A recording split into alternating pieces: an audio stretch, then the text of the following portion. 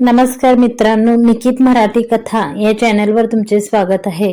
प्रेमविरह भाग 106. मागील भागात समोर 5-1 मिनिटात उभा राहिलेला लग्न मंडप पाहून दुसरा बॉम्ब फुटला जणू सगळ्यांच्या डोक्यात. आता पुढे अनय, तू तू काय करतोय? मोक्षदा धक्क्यातून बाहेर येत समोरचं सगळं पाहून हळूच त्याला आणि समोर रागाने पाहत असलेल्या आत्याला पाहत बोलत, तेच जे खूप आधीच करायला हवं होतं. माझ्या समजूतदारपणाला सगळे माझी कमजोरी समजले जणू. पण मी अनय आहे. शांती आणि क्रांती दोन्ही जमतं आपल्याला. तू फक्त माझी आहे आणि माझीच होणार. अनय तिच्या हाताला पकडून समोर अक्षयच्या डोळ्यात डोळे घालून बोलत, अरे पण काय? मी काहीही चुकीचं करत नाहीये. जिच्यावर प्रेम केलं तिच्याशी लग्न करतोय इतकंच. त्यात काय चुकलं माझं? मी काय तुला घरातून पळवून नेत नाहीये किंवा कोणतीही जबरदस्ती पण करत नाहीये. सगळ्यांसमोर माझं प्रेम कबूल करून रीतसर आणि कायदेशीर लग्न करतोय तुझ्याशी. इतके दिवस हेच सांगत होतीस ना तू? तेच करतोय आज मी. चल. अनय तिचा हात पकडून, ती कुठेही येणार नाही. तिचं माझ्यासोबत लग्न ठरलंय. इतका वेळ शांत उभा असलेला अक्षय मध्ये बोलत, त्याच्या साखरपुड्यात येऊन कुणी त्याच्या होणाऱ्या बायकोला हाताला धरून घेऊन जातायत आणि तो काहीच करत नाहीये हे पाहून त्याची इज्जत कमी झाली असती तसं अचानक तो बोलत, ते तिला मान्य नाहीये. तिचं माझ्यावर प्रेम आहे. अनय पण रागाने त्याला उत्तर देत तिचा हात आणखीनच घट्ट पकडत, प्रेम? कसलं प्रेम? नुसती थेर नुसती. प्रेमाचा खरा अर्थ तरी कळतो का तुम्हाला? हे प्रेम वगैरे सगळं पुस्तकात चांगलं वाटतं. खऱ्या आयुष्यात 4 दिवस पण टिकत नाही. लग्न म्हणजे खेळ वाटतो तुमच्यासारख्या मोठ्या आईबापांच्या पोरांना. 4 चौघात येऊन हे असं तोंड वर करून मोठ्यांसमोर बोलता लाज नाही वाटत तुम्हाला? हे संस्कार का तुमचे? ना मोठ्यांचा मान, ना विचारायची पद्धत. सरळ उठायचं आणि लग्न करतो म्हणायचं. हे प्रेम वगैरे 4 दिवसाचं आकर्षण असतं फक्त. ते पूर्ण झालं की संपलं तुमचं प्रेम. नंतर न मग त्या लग्नाला काही अर्थ उरतो ना नात्याला. पण तुमच्यासारख्या मोठ्या आई बापांच्या पोरांना काय फरक पडतो? आपलं म्हणणं खरं करण्यात मोठेपणा वाटतो तुम्हाला. त्यापेक्षा घरातले मोठे जे काही ठरवतात ते निमूट ऐकावं लहानाने. पण नाही, त्यांच्या विरोधात जाण्यातच आनंद मिळतो तुम्हाला. ते काही नाही, सोड तिला. हे लग्न नाही होऊ शकत. अक्षय नंतर आत्या पण रागाने बडबडत त्याला मोक्षदाला सोडायला सांगत, संस्कार नसते ना तर इथे येऊन सगळ्यांसमोर कबूल करण्याचं सौजन्य दाखवलंच नसतं. मोठ्या आईबापांची मुलं म्हणजे असंस्कारी, बिघडलेली, नात्यांची कदर नसणारी असा टप्पाच लावून टाकला ना तुम्ही. पण त्यांचेच संस्कार आहेत म्हणून सगळ्यांसमोर बोलण्याची हिंमत दाखवली. प्रेम एकीवर आणि लग्न दुसरी सोबत हे संस्कार नाही केले आमच्या आई वडिलांनी. काय अक्षय, बरोबर ना? अनय आपला राग आवरत सौम्य भाषेत बोलत, म्हणजे काय काय म्हणायचंय तुला? तू त्याला काय विचारतोय? अनय रागात अक्षयकडे पाहून बोलत होता तसा आत्या त्याला विचारत, ते तुम्ही तुमच्या मुलालाच विचारा. बघू तुमचे संस्कार किती खरं बोलतात. आणि प्रेमाचं म्हणाल तर बाकीच्यांचं माहित नाही, पण माझं खरं प्रेम आहे मोक्षदावर आणि म्हणूनच तिच्याशी लग्न करायला आलोय. अरे काय वेड्याची जत्रा भरली का इथे? प्रभास, अरे काय चाललंय हे? तू तू उभा का नुसता? अरे थांबव नाही. तुझ्या बहिणीचा साखरपुडा मोडतायत हे लोक. आत्या ऐकून मागे उभ्या प्रभासला आवाज देत, एक मिनिट आंटी जी, मैं जानती हूँ आपको गुस्सा आया है, लेकिन एक बार शांति से बात करते हैं प्लीज. सगळ्यांची बडबड पाहून सिमरन अनय शेजारी उभी राहून आत्याला समजावत, आत्याने समोर सिमरनला पाहून पुन्हा आट्या पाडून, आता ही कोण? या नजरेने पाहिलं तशी ती समजून पुढे बोलत, देखिए आंटी जी, मैं सिमरन, अनय की बहन, उसकी तरफ से मैं आपसे माफी मांगती हूँ. हम यहाँ कोई लड़ाई झगड़ा करने के लिए नहीं रिश्ता जोड़ने आए हैं। शायद हमारा तरीका गलत हो, लेकिन हमारा इरादा किसी को दुख पहुंचाने का नहीं है। अनय बहुत अच्छा है। ये दोनों प्यार करते हैं, एक दूसरे से शादी करना चाहते हैं। प्लीज आप ये सगाई रोक दीजिए, इससे कोई खुश नहीं रहेगा। सिमरन हात जोडून विनंती करत तिच्या अनुभवावरून ती सगळ्यांना समजावून सर्व काही सुरळीत करण्याचा प्रयत्न करत होती. सगळ्यांच्या अनय आणि मोक्षदाच्या नात तिच्यासारखं माहेर गमवावं लागू नये म्हणून आपला निरागस प्रयत्न करत बोलत होती. सिमरन, कोई जरूरत नहीं है किसी के सामने हाथ जोड़ने की और किसी को कुछ समझाने की। जिसको समझाना चाहिए वो ही जानबूझकर अनजान बनने का दिखावा कर रहा है। रहने दो, कोई मतलब नहीं है समझा के। अनयने रागात अक्षयकडे पाहिलं आणि तिला शांत बसायला सांगत मोक्षदाकडे वळला. तू तयार आहेस ना आता माझ्याशी लग्न करायला? अनय शांतपणे तिच्या डोळ्यात पाहून तिचा निर्णय विचारत. तिने काही क्षण नुसतं त्याला पाहिलं आणि आईकडे नजर वळवली. काय उत्तर द्यावं कळत नव्हतं. मन होकार देऊन पळत होतं. त्याच्या मागे पण बुद्धी राहून राहून आईचा विचार करण्यास भाग पाडत होती. चांदणी, आज साथ नाही दिलीस तर मी मागे वळून कधीच पाहणार नाही. प्रश्न आपल्या प्रेमाचा, खरेपणाचा आहे. माझ्या आई वडिलांचे संस्काराचा आहे. आज नाही तर कधीच नाही. निर्णय तू घे. अनय तिच्या मनाची घालमेल समजून बोलत. त्यांनी इतक्या तळमळतेने तिला पाहिलं तसं मनात कालवा कावल झाली तिच्या. तो पुन्हा कधीच येणार नाही म्हटला तसं थरकाप उठला काही क्षणाकरता. आज तिची खरी परीक्षा होती. प्रेम की कर्तव्य यातलं एक काहीतरी निवडावं लागणार होतं. नेहमीसारखं अडकलेल्या तिने मदतीसाठी आपल्या आधारस्तंभाकडे म्हणजेच प्रभासकडे नजर फिरवली. तशी तिची नजर त्याला उत्तर विचारत. तिच्या एका निर्णयावर बरंच काही अवलंबून होतं. कुणी दुखावणार तर कुणी सुखावणार होतं. प्रभासने नजरेने तिला त्यांच्यासोबत जायला सल्ला दिला तसे डोळे भरून आले तिचे. पाणवलेल्या डोळ्यांनी तिने अनयच्या हातावर दुसरा हात ठेवला. तसा तिच्या होकार समजून हाताची पकड घट्ट करत तिला प्रेमाने पाहत तो. आता दुनिया इकडची तिकडे झाली तरी चालेल, पण लग्न तर मी हिच्याशीच करणार आणि शेवटपर्यंत निभावणार. पण माझं प्रेम आणि संस्कार खोटे नाही हे तर मी सिद्ध करणारच. अनयने जणू नजरेने सगळ्यांना सांगितले. तशीच करडी नजर अक्षयवर टाकून तिच्या आईकडे पाहत मोक्षदाला हात पकडून खाली निघाला. मोक्षदा त्याच्या मागे चालली होती. फक्त प्रभासचा होकार मिळाला तसंच आईने पण होकार दिला असता तर कदाचित आज तिच्यापेक्षा सुखी आणि आनंदी या जगात कुणी नाही असंच वाटलं असतं तिला. पण हे तर एक दिवस सगळं होणार होतच हे मनात कुठेतरी माहित होतं. त्यामुळे प्रवाहासोबत पुढे पुढे जात होती ती फक्त. अरे बघत काय उभा आहेस? थांबव, जा. ते लग्न तुझ्या होणाऱ्या बायकोला तो तुझ्या डोळ्यांसमोर घेऊन जातो आणि तू मान खाली घालून बघतोयस कसला? आता काय अक्षदा टाकणार आहेस का दोघांवर? अनय तिला घेऊन लग्न मंडपात निघाला तसा आत्या अक्षयला वरडत. अक्षयला पण जणू तो आपला अपमान जाणवला तसा तो हातातली अंगठी खाली फेकत रागात समोर निघाला. हे तुझी हिम्मत? तावातावाने अनयच्या मागे येत तो त्याला काही बोलणार तसा राज त्याच्या समोर येऊन उभा राहिला.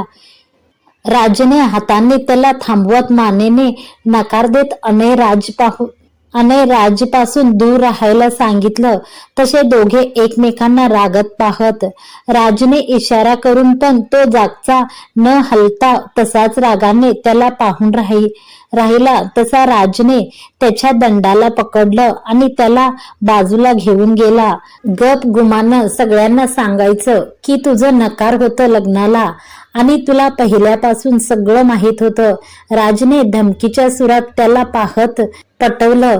काय काय बोलतोय ते कळतंय का तुला? मी असं काही सांगणार नाहीये, अक्षय त्याला उडवून लावत सांगावं तर तुला लागेलच, दुसरा पर्याय नाहीये तुझ्याकडे. पोरगी तर तुझ्या हातातून गेली. आता तुझी ची नोकरी वाचवायची असेल तर आमचा ऐकण्यातच शहाणपणा आहे.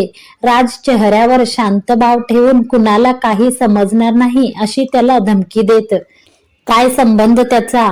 ती नोकरी मी माझ्या हुशारीवर मिळवली आहे. ती कुणीच माझ्याकडून काढून घेऊ शकत नाही, अक्षय तोंड वर करून सांगत. लायकीत राहायचं, उगीच तोंड उघडायला नको लावू. तुझ्या घरच्यांसमोर तुझी श्रावण बाळाची इमेज तशीच राहावी असं वाटत असेल ना, तर मी काय सांगतो ते ऐकायचं. नाही तर तुझा तो चा जॉब तू कुणासोबत किती रात्र घालवून, कुणाचे तळवे चाटून, कुणाच्या बायकोशी खुश करून मिळवला आहे याची इतभूत सगळी माहिती आहे आमच्याकडे.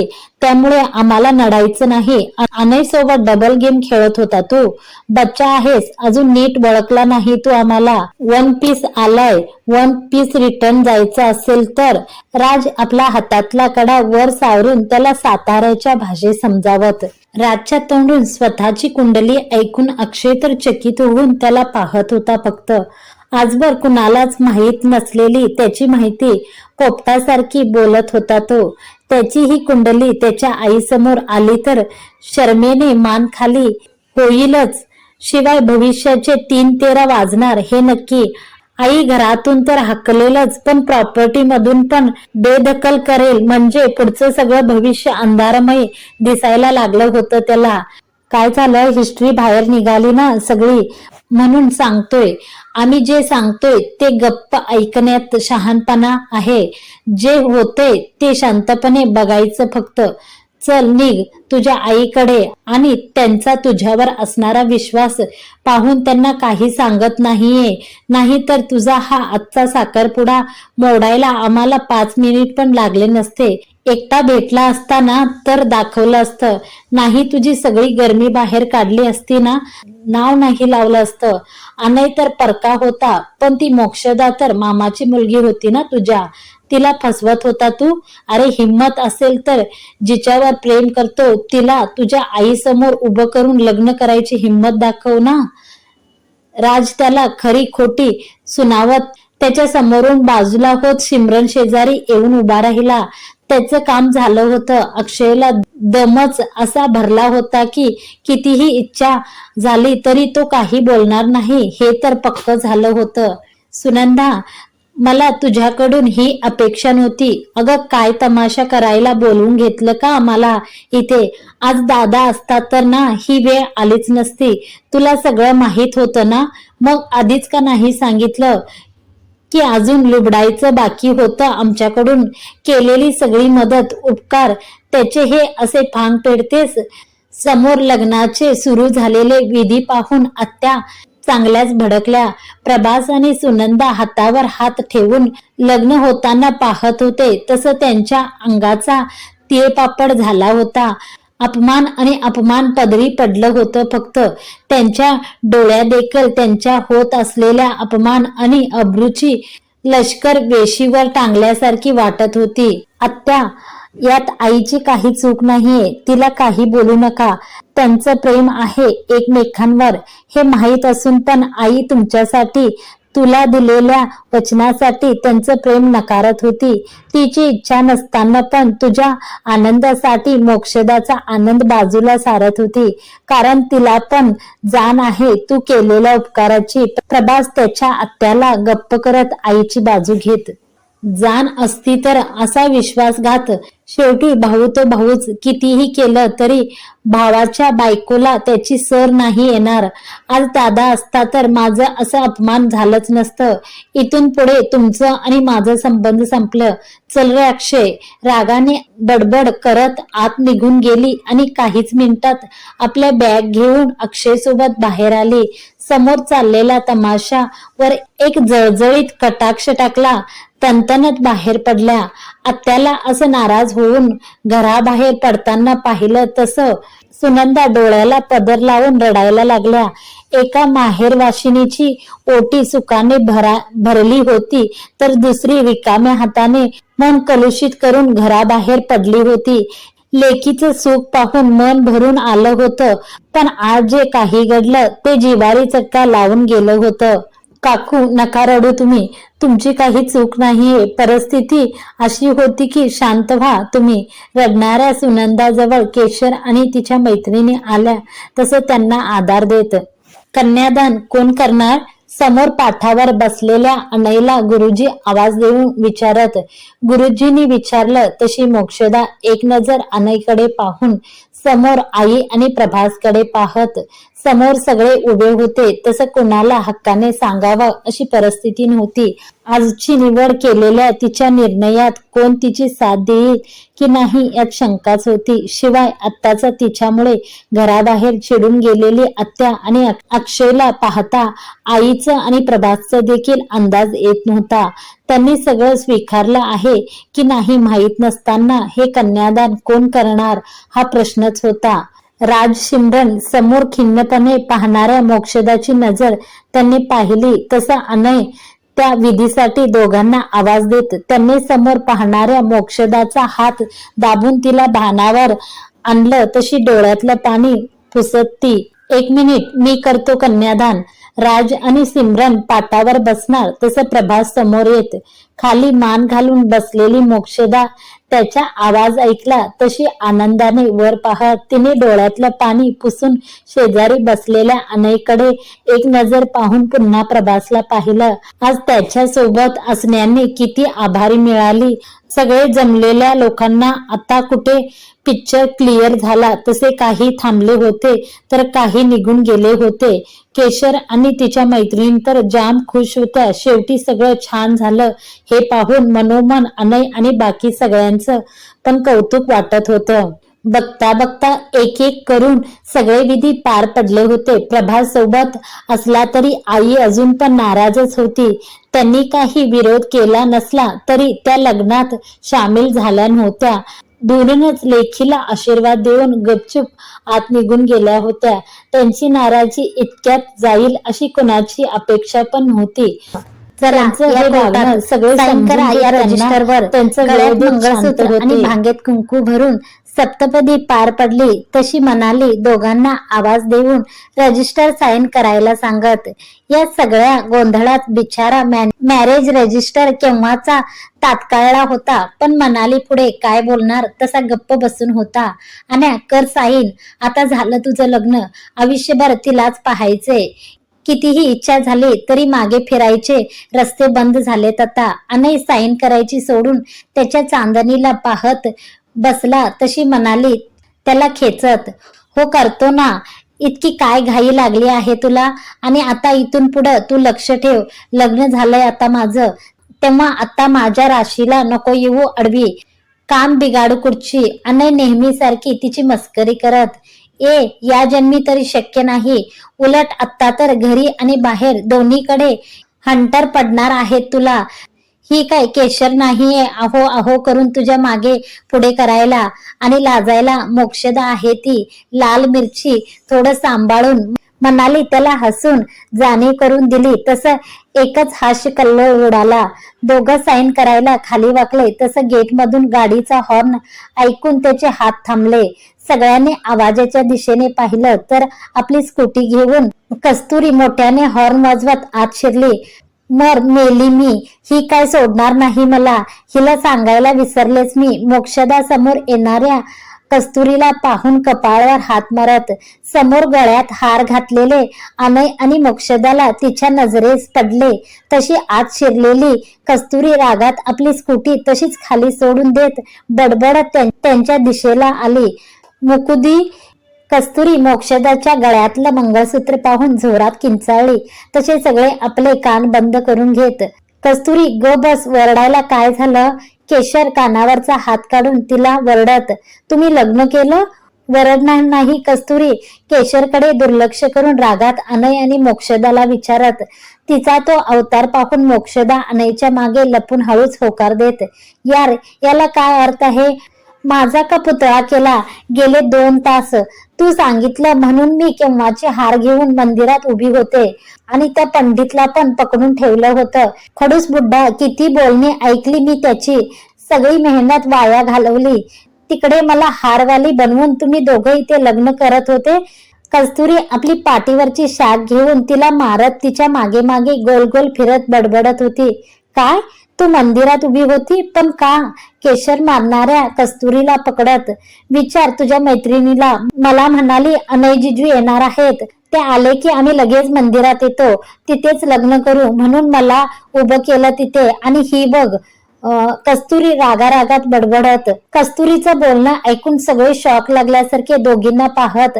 अनयने मोक्षदाला काहीच कल्पना दिली नव्हती. तसं तिने पण पळून जाऊन लग्न करायचा प्लॅन केला होता. केशर आणि तिच्या गँगला तिने या कामाला लावलं असतं तर प्रभासला शंका आली असती, म्हणून तिने कस्तुरीला पट्टी पटवून तयार केलं होतं. ती पण बिचारी तिच्या दीदीच्या वरडायची फिकीर न करता मदत करायला तयार झाली. तिकडे ती हार आणि पंडित घेऊन उभी होती, तर इकडे अनय पण सगळी वरात घेऊन आला होता. या सगळ्या गोंधळात मोक्षदा कस्तुरीला सांगायचं साफ विसरून गेली होती. तशी ती राग व्यक्त करत मोक्षदाने सगळा गोंधळ सांगितलं तसं सगळे डोक्याला हात मारून घेत पोट धरून हसत होते. हारवाली, हसू नका तुम्ही सगळे. शिट, काय यार, सगळा पिक्चर मी मिस केला. अनय जिजू, दिस इज नॉट फेअर. तुम्ही असं कसं विसरले मला? आय एम सो सॉरी कस्तुरी. सगळं इतकं गडबडीत आणि टेन्शन मध्ये झालं म्हणून नाही आलं लक्षात. पण तू म्हणत असशील तर परत करू आपण लग्न. मी ठेवलंय पकडून पंडिताला अजून. अनय तिला जवळ घेत. No, it's okay. I am so happy for you. आणि आपली डायरेक्टर सायली, ती सगळं सांगेल मला पिक्चर. कस्तुरी हसून सायलीकडे पाहत.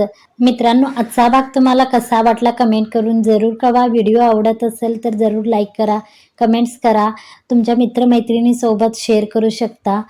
तुम्हाला मागील व्हिडिओ पाहण्यासाठी तुम्ही डिस्क्रिप्शन बॉक्समध्ये लिंक आहे, तुम्ही लिंकमध्ये जाऊन चेक करू शकता. तुम्हाला हवे ते तुम्ही व्हिडिओ पाहू शकता. धन्यवाद मंडळी.